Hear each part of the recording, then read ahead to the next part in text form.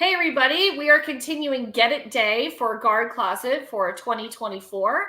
And this is our big promotional day where we get to talk about all the awesome things that Guard Closet can do for you. So I've got two of our team members here with me. I've got Eric and Nicole, and they've got some great discussion planned out for you guys. So really, I'm just going to have you guys take it away. So go for it. Okay. Awesome. Hey, so I'm Actually, Eric. Eric, tell us, introduce yourself and Yep. things like that. Let us know who you are. Nicole, introduce yourself a little bit then as well, since this is a new segment that we're doing. So yeah, go for it that way. Okay. All right. Nicole, you want to go first? Oh no, oh you. Okay. So I'm Eric Levy. I'm a educator from South Florida. I've been teaching for just over about 19 years through the area. I've taught overseas in China, Taiwan. I've had some publications throughout different different countries right now. But I actually teach and do a lot of composition and design in marching band and indoor percussion. So I've written for a few colleges like Penn State, Florida State, some places in Michigan and whatnot, but I've kind of done it all over the place and I've done it in different styles. So I've taught with HBCU universe bands and styles. I've taught traditional, I've taught core style, WGI, just kind of well versed in a lot of different varieties of different things. So I have a background in just a lot of different things in that sense. Mm-hmm.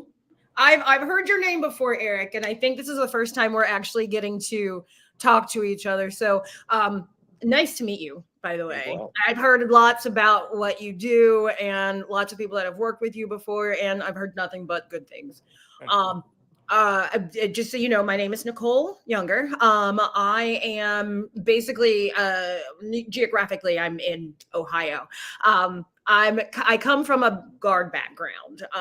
I do judging now. I did teach for about 21 years, but I'm only in my third year of judging, so I'm back to being kind of a rookie now. And I'm also one of the newer reps with Guard Closet. And with this Get It Day, I just want to, get on, talk to Christine, talk to you, and, just make everybody aware of the Get It Day flash sale, Flash 24, but also like get into the mindfulness too. So I'll let you go back to that. Awesome. Yeah, so our topic is really about making meaningful choices. And one of the interesting things, so in teaching a variety of different styles between like core style, doing the WGI thing, and also teaching with traditional groups, there's always a lot of discussion within what works for us. So with teaching like hybrid groups, for instance, where sometimes they'll do their competition show, which will be core style, and then at football games they would actually perform like a traditional style show. The kids Mm-hmm. have to learn how to high step as well as roll step, which means you're teaching two concepts at the same time and you have to make it good. The problem that typically arises is that a lot of directors don't know how to design for that and Mm-hmm. make both as successful as they need to be, and also assist the students with that aspect of things like, are they getting the right shoes to actually do both things? Because if you're in a traditional setting, you typically wear spats. If you're on a core style world, it's very rare to see schools that wear spats. So do those things make sense, and how do you kind of choose for what you're looking for? And Mm-hmm. with you as a judge, how, I guess one of the things, what are you looking for as you go back to that? Well, what's really I want to say getting into that traditional style too. I know that that is actually becoming a category, I guess you could say, on some circuits. So like US band, they're starting to do a traditional show style category. Yes. So I know that that would be something, that they would look at is, uh, I guess you could say like if they're wearing spats or not, and knee length, or height, Yeah. comparing, all that together. Also, and you just asked about like traditional, what you're looking for there. And honestly, it's the shoes. You're right. It is the shoes because like maintaining form. If you've got really bright shoes against a really dark uniform, I'm going to look at those, look at that feet to see, how that form is connecting and unconnecting and bringing it together. It's not the end all be all, but at the same time, it makes it everything a lot more readable. Yep. And something that's interesting, so just kind of like diving back into the shoes, for instance, one thing that becomes not necessarily a challenge, but something to be aware of, and this is what I always like to try to talk to directors about. And one of the reasons I decided to get involved with Guard Closet, for instance. So, like, I'm an avid shoe collector. Like, I have tons of different shoes in Are you different a varieties. sneakerhead? A bit. That's always my fun fact for band camp. My Gotcha. fun fact is always I have a lot of shoes. I'm not going to say the number on here, but Okay. yeah, I have some.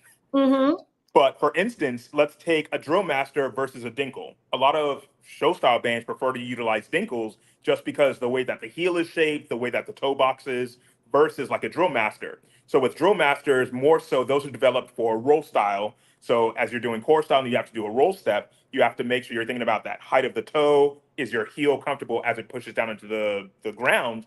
Mm-hmm. Whereas with a show style band, typically we're doing high stepping. So Yeah. this means we're going toe first, and then Mhm. as we plant, the actual the ball of the foot is planting first, and then it's the opposite of that. So the Mhm. problem becomes with that flexibility in the different shoe, is it comfortable for a student to do high stepping maneuvers and then also transfer into roll stepping?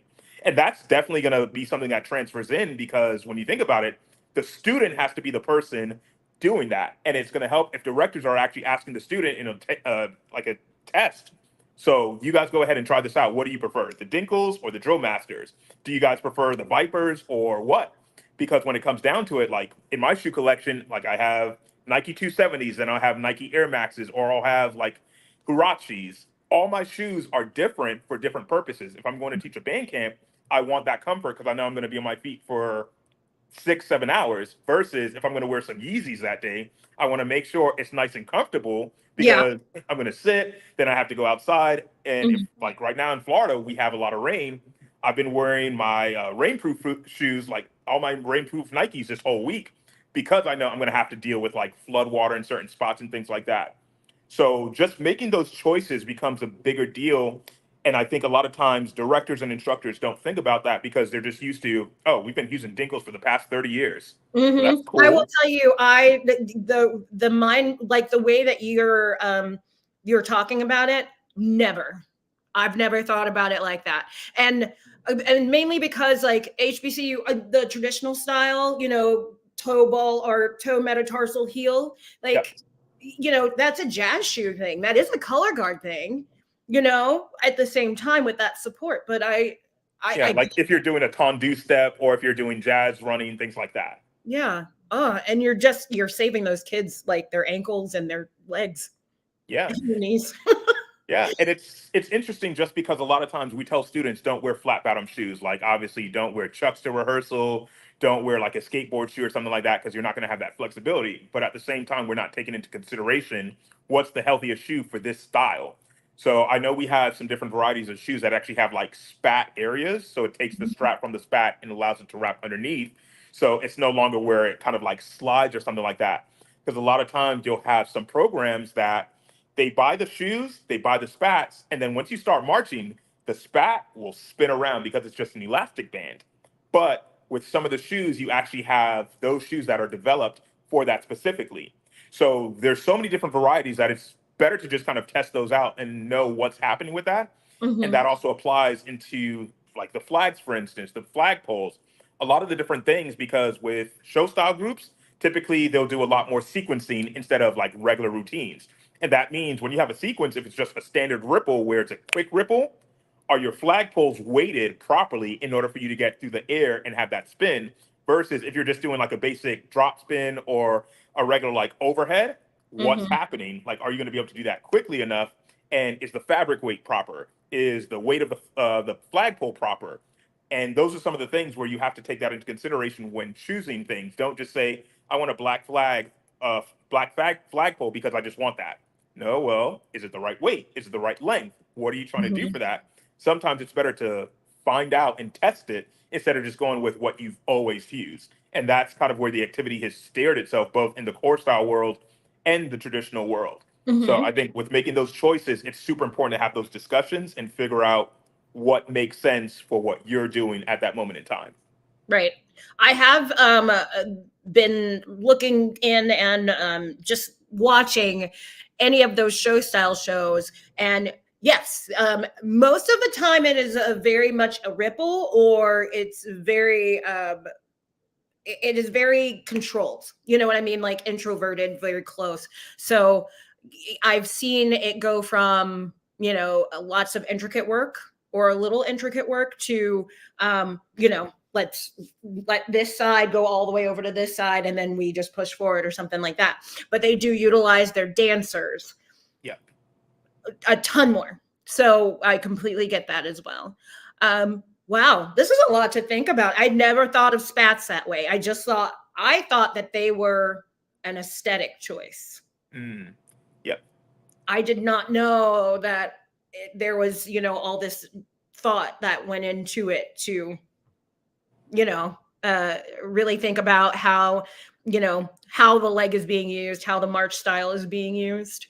Yeah. And then going back and forth, like, honestly, if there is a group that is going, traditional for football games, but they are doing traditional, show style for football games and then traditional for competition, that's mind blowing. Like, you've Yeah. got to go back and think about how your body's supposed to work with this. Yep. Wow.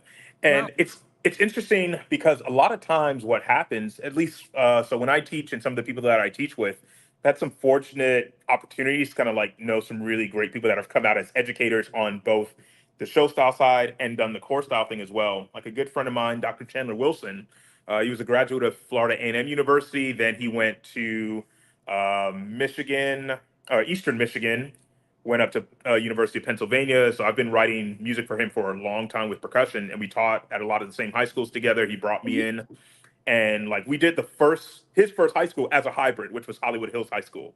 So we did the hybrid thing where we did football games, like during the halftime show, we would actually do show style and fun music for the crowd and drill. And then we also had our competition show, which was strictly core style. So we had the front ensemble come out and everything. The kids had to go from harnesses to straps, and we had to teach them two styles of different things.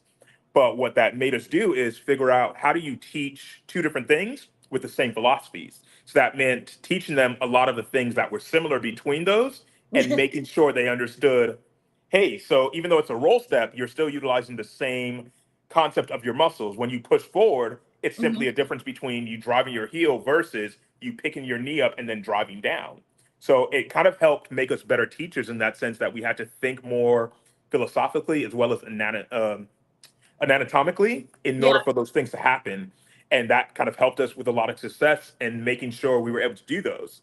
And that kind of ties into one of the other topics, which would be, when you design a show, does it make sense for where you are? A lot of times we run into those situations where we have an affluent community that's not really into hip hop. Okay, so that means we can't play hip hop songs. Like, we're not going to go out there and play Little John, Little Wayne, or things like that. We're going to play pop music. We'll play a lot more Taylor Swift and things like that. Yeah. Versus now we're on the other side. We can still do the core style thing, but at a football game, we're not planning to get booed out on the field. We want to make sure we Dig into appease them. Motown and pull that out. Exactly. Yeah, no, I get that.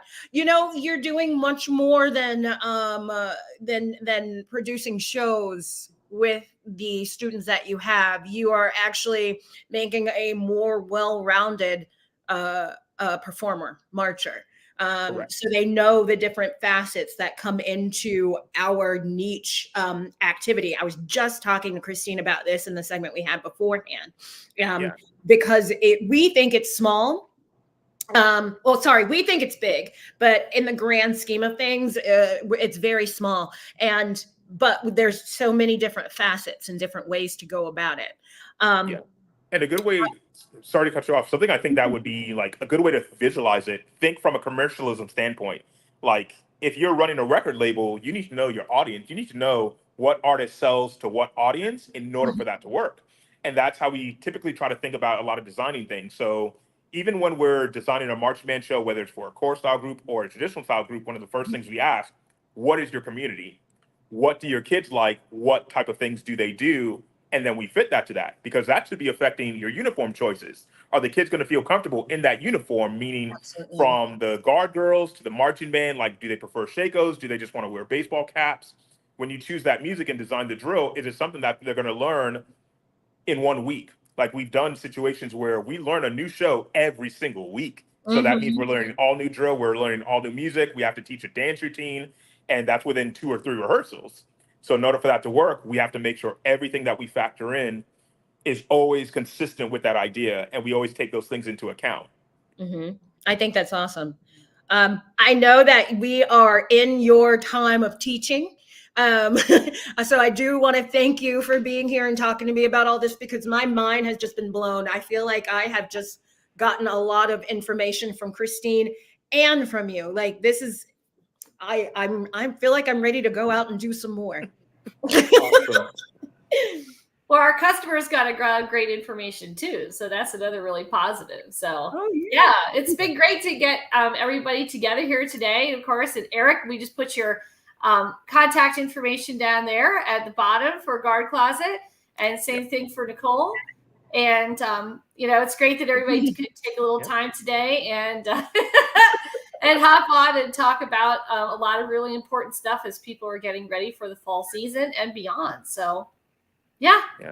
Great. Awesome. All righty. Well, hey, this was a great chat, everybody. Thank you. Thank you guys.